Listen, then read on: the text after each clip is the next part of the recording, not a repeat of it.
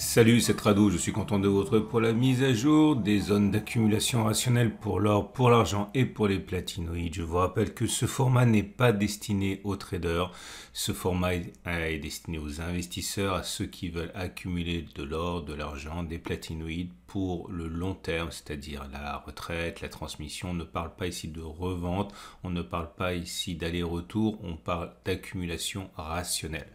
Et on va donc commencer par les actualités qui ont fait les métaux précieux cette semaine. Et au registre des actualités, une nouvelle qui nous vient de Business Recorder. Et ça devait arriver à un moment ou à un autre, hein, l'envolée des primes en Chine, c'est-à-dire clairement que ce qu'il faut payer en plus, hein, de l'or pur, du poids de l'or, eh bien, augmente. Bah, c'est un effet malheureusement fréquent, hein, de l'augmentation de la demande, la réouverture de la Chine et le fait que le gouvernement chinois décide de tempérer sa politique zéro Covid avec des fermetures de magasins et le cloisonnement des gens chez eux, eh bien, fait que les gens vont pouvoir sortir, acheter de l'or, etc. Et donc les primes s'envolent. Et déjà en Inde, on constate que la demande commence à baisser avec l'envolée des prix. Bon, c'est bien et c'est pas bien, puisque vous savez que lorsque les prix baissent, nous, investisseurs, faisons peut-être grise mine, mais cela entraîne automatiquement une augmentation de la demande, notamment par les populations indiennes qui profitent de l'aubaine. Et c'est l'inverse qui se produit lorsque les prix augmentent, comme c'est le cas actuellement, hein. Il y a donc des acheteurs qui sont découragés par la hausse des prix. Deuxième actualité qui nous vient de LinkedIn. Alors LinkedIn ne fait que reporter un article qui a été publié ailleurs, mais c'est l'explication de ce qui se passe actuellement avec une envolée des métaux précieux, de l'or en particulier, dû au fait que la dernière rencontre, hein, de la Fed, mais qui fait écho aux précédentes, montre que normalement les États-Unis, enfin la Banque centrale américaine devrait ralentir sa progression, hein, son resserrement monétaire avec des taux qui ne devraient plus augmenter comme avant. Et ça, forcément, hein, ça profite. Alors, on sait très bien que l'or n'a pas profité comme on aurait pu l'espérer de l'inflation aux États-Unis parce que la Fed augmenté les taux et le fait qu'elle annonce vouloir ralentir la progression des taux, ben, automatiquement ça profite à l'or qui bénéficie d'un espèce de rattrapage, hein, par rapport à l'année dernière, dans un contexte où l'inflation est quand même tendue, hein, puisque c'est vrai qu'on a vu que l'inflation avait ralenti un petit peu, mais quand on est à plus de 6% d'inflation, on ne peut pas dire non plus que ce soit défavorable à l'or. Et dernière actualité, alors là on est plus dans l'analyse qu'autre chose, et dans les scénarios, mais l'auteur alors ça reprend un article de BNP, hein, et c'est une analyse de BNP sous la plume de son spécialiste asiatique Chilo, et ça a été repris dans The Future of Freedom Foundation. Et l'analyse se demande tout simplement si la Chine n'est pas en train de tordre le bras aux États-Unis pour remettre au goût du jour la monétisation de l'or, hein, tout simplement baquer, comme on dit, adosser la monnaie sur l'or. Parce que on sait très bien que la Chine, mais pas simplement la Chine, la Russie, l'Inde, les BRICS, etc., mais pas que, accumulent de manière boulimique de l'or. Pourquoi? Certains disent que c'est tout simplement pour asseoir leur monnaie ou une monnaie concurrente ou une monnaie conjointe, on ne sait pas trop, on ne peut que faire des suppositions, mais l'idée serait que la Chine, par exemple, veut adosser sa monnaie à l'or. Ça veut dire clairement que les États-Unis n'auraient pas d'autre choix que de tuer la monnaie chinoise, s'ils le peuvent encore, ou alors tout simplement adosser également le dollar à l'or, comme ça a été le cas avant, jusque dans les années 70. Donc bref, voilà, ça serait à la fois une explication à la boulimie d'or, et également ça ouvre plein de questions pour la suite. On va donc passer maintenant aux zones d'accumulation rationnelle. Je vous rappelle que ce format vous est apporté par mon partenaire au coffre Veracash, au coffre vous permet d'acheter de l'or, des larges d'argent, des platinoïdes, de vous le faire livrer ou de vous le conserver dans un coffre en France ou à l'étranger. Et ensuite, vous pouvez acheter et vendre par l'entremise avec les autres clients au coffre. Et vous avez également Veracash, un produit exceptionnel, donc de l'or, de l'argent acheté, mais vous y adossez une carte Mastercard classique. Comme ça, si l'or et si l'argent montent, eh bien, vous pouvez tout simplement dépenser plus avec votre carte. Ce sont des sponsors, n'hésitez pas à cliquer sur le lien en dessous pour aller visiter leurs produits, parce que c'est exactement ce qu'il vous faut. Je le répète, ce sont des sponsors. Et on commence par l'or libellé en euros qui s'envole en ce vendredi. On croirait parler d'une action du CAC 40 à 1,43%, ce qui n'est pas très, on va dire, habituel hein, pour un actif aussi, passez-moi l'expression, pépère que l'or. On n'a même pas eu l'occasion d'aller chercher la zone d'accumulation rationnelle des 17,32, 17,20 et c'est bien dommage. Bon. La patience sera peut-être récompensée plus tard. Hein. On arrive d'ailleurs sur des zones de résistance. Regardez ici, vous avez une zone qui a cassé net l'avancée des cours. Ici, vous aviez une autre résistance qui est en quête d'être en passe d'être dépassée. On verra. Il ne faut pas se précipiter. De toute manière, si vous êtes des habitués du format, vous avez déjà accumulé à bien meilleur prix ici ou même il y a plus longtemps là. Donc vous n'avez pas à vous précipiter, c'est vraiment l'erreur à ne pas faire. Il vaut mieux acheter régulièrement sur des niveaux choisis que d'acheter en une seule fois. Je dis n'importe quoi, par exemple, si vous n'avez vraiment pas eu de chance ici, et puis voir les cours dégringoler. Il vaut mieux être capable d'accumuler petit à petit et profiter de la baisse. Donc oui, c'est vrai que pour l'instant ça s'envole, mais il faut vraiment raison garder et ne pas investir. Alors, malheureusement, entre guillemets, l'envolée ici depuis le début du mois de décembre, enfin depuis mi-décembre est déjà à 7%, ça va très vite, mais ça se fait de manière assez on va dire, tempérée, hein, puisqu'il y a des consolidations, mais il faut attendre quand même. Alors du coup, ma zone d'accumulation rationnelle, elle change.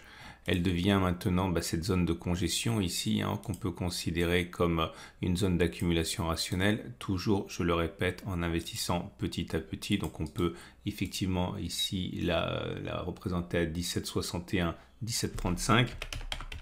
Est-ce qu'on va y aller ou est-ce qu'on va s'envoler encore sans la toucher? On n'en sait rien, mais en tout cas, ces zones d'accumulation rationnelle. La tendance de long terme, on le voit, elle est maintenant haussière puisqu'on est au-dessus de la M200 qui monte. La tendance de fond est également haussière avec la M50 qui monte. Et nous avons des bougies Aiki-Nashi qui montrent que c'est bon puisque, comme vous pouvez voir, c'est des bougies vertes. Mais surtout, ce sont des bougies vertes de plus en plus longues. Il ne manquerait plus qu'il n'y ait pas il ne manquerait plus qu'une absence de mèche basse pour que ce soit vraiment très intéressant. Pour l'instant, il y a encore des petites mèches basses. Donc c'est globalement haussier, c'est pas non plus fantastique.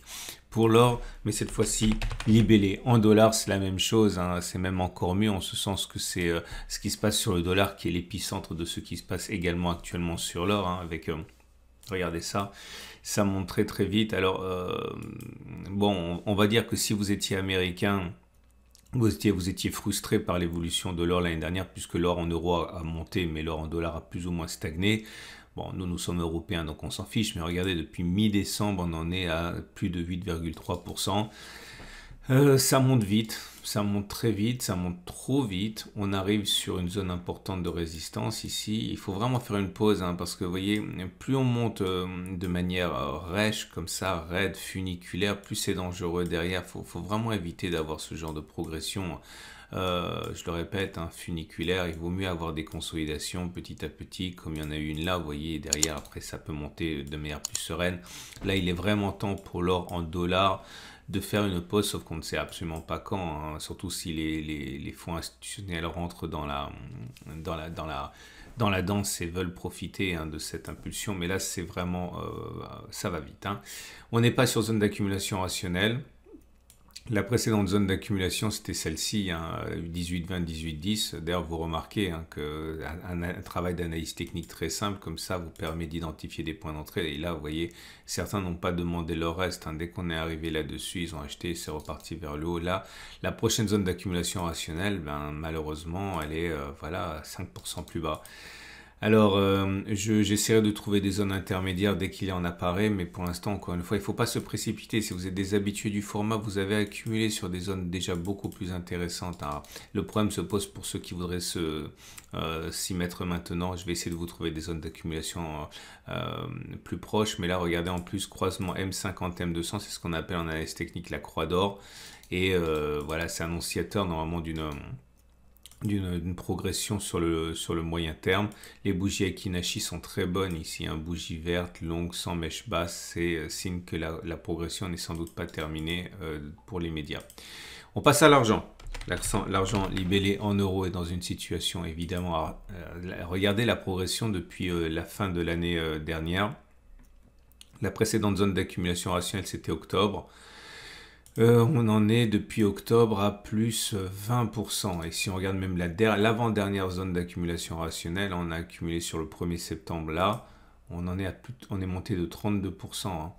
Et là, ça s'envole, on a 2,3%. Je suis pas très à l'aise avec tout ça. Je suis beaucoup plus à l'aise quand les marchés se consolident que lorsqu'ils montent parce que voilà, notre précédente zone d'accumulation rationnelle a été touchée il y a 3 jours, 21,5, 21,2 là, vous voyez, sur cette zone qui avait été identifiée.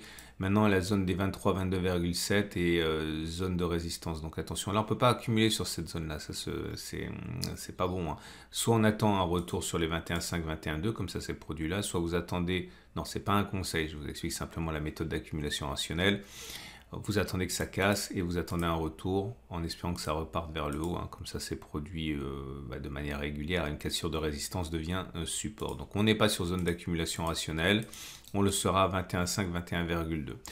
Et pour l'argent libellé en dollars, la situation est identique. Vous avez une explosion des cours qui est à l'œuvre depuis... le mois d'octobre. Alors pour l'argent libellé en dollars, on en est actuellement à 34%. Et depuis la zone d'accumulation rationnelle du 1er septembre, on en est à 38, quasiment 40%. Mais bizarrement, ça se passe pas trop mal. Hein. Je veux dire que ça reste sain en ce sens que vous avez une période... Nous sommes dans une période de latéralisation là, donc on prend notre temps quand même. Donc c'est pas mal, c'est vraiment le meilleur des deux mondes. On n'est pas sur zone d'accumulation rationnelle là au moment où je parle, mais on l'a été aujourd'hui. Hein, cette zone des 23,5, 22,9 a été identifiée comme zone d'accumulation rationnelle. On arrive sur résistance par contre. Et la tendance de long terme est haussière et la tendance de fond est haussière. Et les bougies Akinashi indiquent que pour l'instant ça reste, on va dire, plus modéré puisque c'est vert, mais vous avez des mèches hautes et des mèches basses. Ce qui est bien, c'est-à-dire que c'est de la consolidation. Donc c'est positif, mais pas extrêmement positif. Et il nous reste à passer au platinoïde. Et voilà le palladium en euros qui n'est pas du tout sur la même longueur d'onde avec des cours en tendance baissière, tendance de long terme baissière, tendance de fond baissière. Mais la bonne nouvelle, c'est qu'on est sur zone d'accumulation rationnelle 15,76,30. Il y en a d'autres ici, 13,50, 15,45. Il faut rentrer en plusieurs fois si vous croyez au palladium. Hein. Et bon, voilà, c'est l'opportunité pour ceux qui pensent que l'avenir sera radieux. Pour le palladium libellé en dollars, c'est la même chose, hein, c'est pas bon. Mais là aussi, on est plutôt sur zone d'accumulation rationnelle à 16,52, 17,40 $, dans une tendance de long terme et tendance de fond qui est haussière. Le platine, alors là par contre, à cause de sa connotation de métal précieux, donne une image qui est plus positive maintenant, même si on a progressé, on va dire, depuis quelques séances, depuis le mois dernier, on va dire, hein, de 11%, même 12%, on abandonne un peu de terrain, mais on est toujours sur une tendance de long terme haussière et tendance de fond haussière.